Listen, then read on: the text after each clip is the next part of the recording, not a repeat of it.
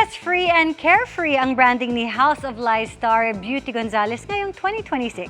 In fact, isang buwan siyang nag-yoga session sa India para raw sa kanyang inner peace. Yan at iba pang kakatuwang facts tungkol kay Beauty, ibinahagi niya sa GMA Integrated News Interviews. Narito ang chika ni Nelson Canlas. Ngayong 2026, sinimula ni Beauty Gonzalez at Chris Bernal ang taon na having quality time with their families. Sa pag-upo ng dalawang bida sa upcoming Kapuso Afternoon Prime Series na House of Lies sa GMA Integrated News, ikinwento ng dalawa na hinaharap nila ang bagong taon na buo ang loob at walang takot. I know you said na wala kang fears, pero 2026, syempre di ba, we're still starting it. And how do you see it? Ano yung mga tingin mo kinakabahan ka? Well, I really don't think about it because me as a person, I only think about today. I don't think about yesterday. It's done. Tomorrow's another day. I'll just think about it when I get there. And as long as I can say I love you to all the people that I love and make someone happy and hug the persons that I want and be with, and I'm happy. And if there's fear or pain, I just get through it. Face it. There's no other way around it. Matapos ang prinsesa ng City Jail nung isang taon, nagpakadalubhasa si Beauty sa yoga to distress her mind and body. I went to India, in Rishikesh, alone for a month. Alone? Yeah. How was the experience? Good. It was, oh my God, I was healed. Like I do my laundry, I was eating vegetarian for a month, I do yoga 3 times a day. They teach us meditation.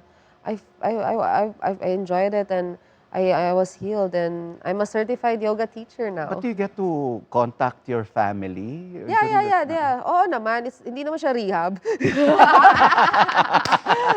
Ano naman siya, may ano naman ako FaceTime naman. Pwede naman. Pero my school kasi was on top of a mountain. Pinili ko talaga na out of the city kasi alam kong tatakas lang ako sa gabi at pa-party. So, pinili ko talaga na very secluded school sa taas.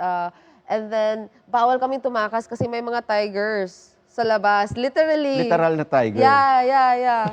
I mean, if I could only do a vlog, it's a fun experience. Pero yeah, yun. So I did it. I just did it. And when my graduation, sumunod yung family ko.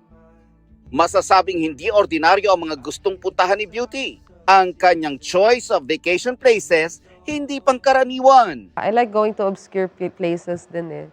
So yeah. Yung hindi touristy? No, yeah. I don't, like this year I went to India, went back to India for a month, and this year naman I'm thinking about going to Socotra Islands or maybe Egypt or I don't know, Sri Lanka. Because I like something different. I like culture, I like to see colors, I like to see something new in my eyes. The way I heard it is parang yung mga lugar na pinupuntahan mo, parang minsan baka walang credit card. Meron naman. Awa ng Diyos. Wala kang credit card, di ba? Yeah, oh my God, booking mo. At si Beauty, chill lang parati. In fact, wala rin siyang worry kahit sa mga stressful situations. Yeah, because I don't check my passport. And then nagkaroon na kami ng ticket, and then when I got to the plane, it's like, oh, Mom, your passport is expired. So I go, no. Bakit? Why? Bakit ako dumaan ng immigration at nakaabot? Why? What happened to your bridal shower? Wala. They all had fun. And I just had to go back to the luggage and look for my bag. One time, naiwan ako because my real name, nakalimutan ko. It's Christine Marie Gonzalez, hindi Beauty Gonzalez. I was like making chika. It's like, oh my God, it's my name. Wait! Okay, naiwan ako ng flight.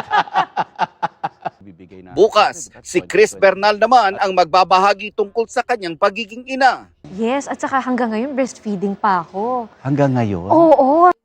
Ang pagbabalik sa GMA at ang kanyang pagiging palaban. Nelson Canlas, updated sa Showbiz Happenings.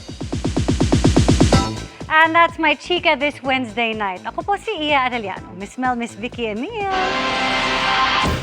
Salamat, Iya. Thanks, Iya. Tayo